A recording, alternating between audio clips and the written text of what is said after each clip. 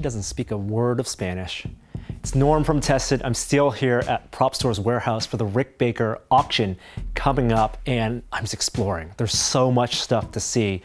Rick's gonna join me to talk about some of the stuff from the collection. I think I'm gonna start over there. Hey Rick, so I was walking through this warehouse with all of these props and effects and prosthetics from your movies, and I was drawn to this one. This worm from Men in Black, was this Men in Black 2? This is Men in Black 2, yeah. On Men in Black 1, the worm guys were all scale. They became so popular, they'd written more scenes for them in Men in Black 2, and they had to do more. So I suggested we do, I think this is 3 times scale, a big version so that we could actually do an animatronic mouse that did more, and the eyes blink and the hands work. And so this is a whole puppet that multiple people controlled. Right. And some of it's radio controlled, and some of it, this is like little things that move. Oh my goodness! And move his little wrist, And, that's it's so lifelike. Yeah. Wow, you can actually move the wrist around. It's picking its nose. That's fantastic. And the condition of this is fantastic. Yeah, this one's in good shape. The foam rubber is pretty good still. And this would control the neck and head movement, and then there's radio controlled things that work the face. And so from the first movie to the second, you resculpted this for the size? Yeah, well, we had to do a big version of it. Big yes. version, yeah. one-of-a-kind thing. Now, speaking of one-of-a-kind things, something you made for the first Men in Black movie, I heard it's something you never get to see in the film at all. The big Edgar bug? Big Edgar bug. What's the story behind that? Well, it's a long story, but yeah, the Edgar bug was the big thing that we were making for that film, and it was, again, kind of a design hell thing with everybody's input, and I kept saying, because it talked in the movie as well, and I kept saying, the bug shouldn't talk. It's not, it should be scary, and it's not going to be scary if it talks, and kept trying to, Barry was so tired of me coming, calling him in the middle of the night with these ideas, how about if we do this, and I said, maybe, this doesn't make a lot of sense. I always said to him, this doesn't make sense. He goes, doesn't matter. And I said, how can a 12-foot bug fit inside a 6-foot man? And they go, well, it folds up. And I go, yeah, but his forearm is this big. So if that folds up, it's still bigger than his arm. Doesn't matter. And it's like, he shouldn't talk. Doesn't matter. He's got to talk. Deliver the lines. And I go, what if? I said, this doesn't make a lot of sense. But since when he pulls off his human skin, what if the bug holds up the human skin and the human skin talks? I go, that doesn't make sense to me, but I think it'd be cooler than the bug talking, No, anyways, after all these battles and kept saying it doesn't, the design they chose, I thought didn't look enough like a bug.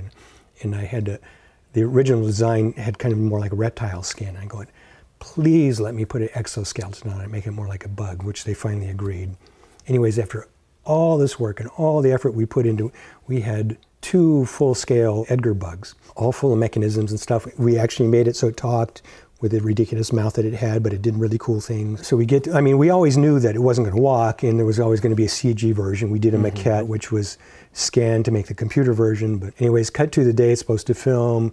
We moved these big bugs to the set, all ready to, we rehearsed the puppeteers, we're all ready to go.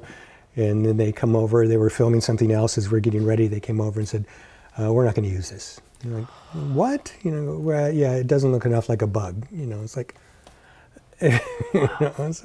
so much money and time and effort put into it. Yeah, and which we could have put into something else. Yeah. And that's the, that was the thing that was killing me. The first film I actually subcontracted a few aliens for a scene which I never had done before or since. Like the ones they called the twins, which are these multi-tentacled things. Because of the time frame, because we were putting all our effort in this bug, which we could have put it into those things instead, But it's the nature of the business, It's movies are ever evolving, mutating, creatures. So many times on the day, you're faced with different situations, and you just have to be flexible about it. Well, hopefully someone picks up that piece and gets to appreciate it the way the studio never did. Yeah, because it's cool.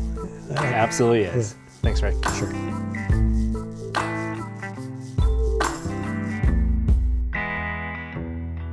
Thanks to Rick again for sharing that story. I love hearing about behind-the-scenes production stories. Rick was also telling me about this guy. That's from, get it? Batman Forever.